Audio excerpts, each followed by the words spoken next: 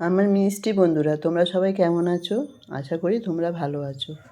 দেখুন, আমার সেজোজা আজকে এসেছিলো, এসে আমাকে একটা বালুচরী শাড়ি, আবার 1 কেজি সেই নবদ্বীপে দই এনে খাওয়ালো। যে বদ্দি, দাঁড়াও, তোমার জন্য নবদ্বীপ থেকে দই নিয়ে এসছে। ও আমাকে পাগলের মতন ভালোবাসে, বিশ্বাস করো।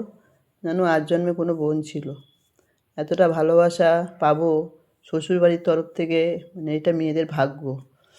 তা সমানে আমাকে দেয়, তোমাদের সঙ্গে আমি সেটাও বলেছি। আগেও শাড়ি দিল, টাকা দিয়ে গেল কেনাকাটা করার জন্য। আবার সেজোজায়ের মেয়ে, সে গিয়ে বেহালার থেকে জেম্মা সাজবে, কেনাকাটা করে দেবে না, জেম্মা তুমি সাজবে চলো, গিয়ে কেনাকাটা করে দিল। ও জেম্মাকেও খুব ভালোবাসে, তাই তোমাদের সঙ্গে সেটাই শেয়ার করলাম। আমার তো শাড়িটা ভীষণ পছন্দ হয়েছে।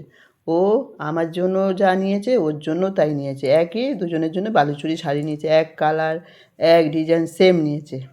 তাহলে চল একদিনকে দুজনে ঘুরে আসি।